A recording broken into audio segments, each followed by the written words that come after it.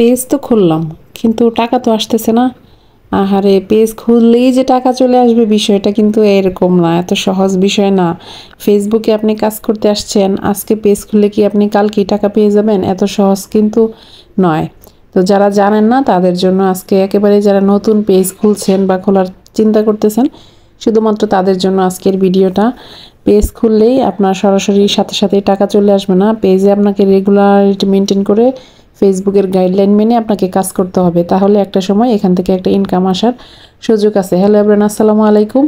তো প্রথমে লাউ দেখতে পেয়েছেন, আজকে লাউ রান্না করব, চিংড়ি মাছ দিয়ে লাউ রান্না করব। কিন্তু চিংড়ি মাছের সাথে আবার দেখতেছেন এরকম বড় একটা মাছের মাথাও দিয়ে দিছি। মানে হচ্ছে চিংড়ি মাছ খুবই কম ছিল আর একটা মাছের মাথা অনেক দিন থেকে পড়ে আছে ফ্রিজে, তাই আমি ভাবলাম যে এটাও দিয়ে দিই। আর 2 দিন আগে আমি একটা নোয়াখালী এক আপুর ভিডিও দেখছিলাম। নোয়াখালীতে একটা রান্না আছে, মানে মাছের সাথে ডিমের সাথে শুটকি মাছ, মানে সব একসাথে দেয়। তো ভাবলাম যে মানুষ আসলে খেলে তো কতভাবেই খাওয়া যায়, তো আমি আজকে এভাবে রান্না করে দেখি। আমি এভাবে কোনোদিনও রান্না করি নাই। তো আমার চিংড়ি মাছ একেবারে পরিমাণে কম ছিল, তাই আমি এই যে একটা বড় মাছের মাথাও দিয়ে দিয়েছি। আমরাই তো খাবো, কোনো ব্যাপার না।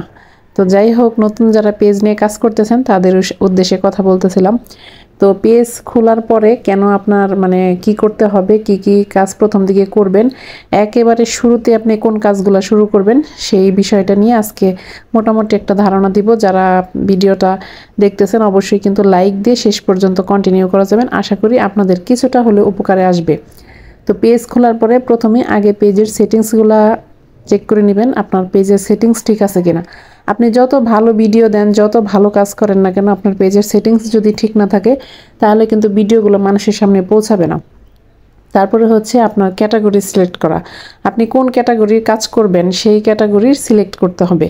তো আপনি যদি মানে যে রান্নাবান্না দেখান তাহলে সেটার একটা ক্যাটাগরি আছে, আবার যদি আপনি টেক রিলেটেড ভিডিও বানান তাহলে সেটার একটা ক্যাটাগরি আছে। মানে আপনাকে ক্যাটাগরিটা বুঝে শুনে ক্যাটাগরি সিলেক্ট করতে হবে, আর আপনি যেই কাজটা করতে পারেন সেটা দিবেন।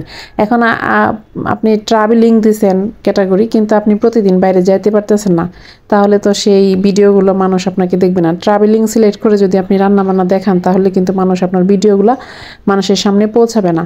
তাহলে অবশ্যই আপনাকে বুঝে শুনে কাজ করতে হবে। আর আমি মনে করি যেই কাজটা আমি ভালো পারি বা যেই কাজটা আমি রেগুলার করি সেই কাজটা যদি আমি মানে ক্যাটাগরি দিই তাহলে সেটা ভালো হয়। আমি যেই কাজটা করি না সেরকম একটা ক্যাটাগরি দিলে আসলে সেই ভিডিওগুলো মানুষের সামনে বেশি পৌঁছাবে না। ক্যাটাগরি খুব গুরুত্বপূর্ণ একটা বিষয় পেজের সেটিংস ঠিক করার ক্ষেত্রে।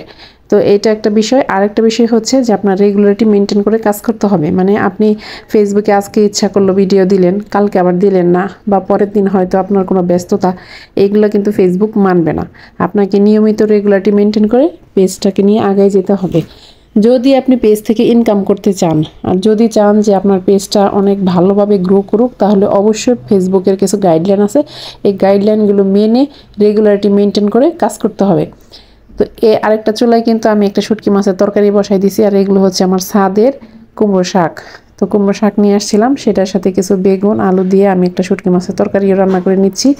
এই শাক দিয়ে তরকারিটা খেতে ভীষণ ভালো লাগে আমার। তো আপনারা যারা পেজ নিয়ে কাজ শুরু করতে চাচ্ছেন বা অনেকেই পেজ খুলেছেন কিন্তু কিভাবে কাজ করবেন বুঝতে পারতেছেন না, তাদের জন্য কিন্তু আমি আজকে কিছু কথা বলে দিলাম আর কি।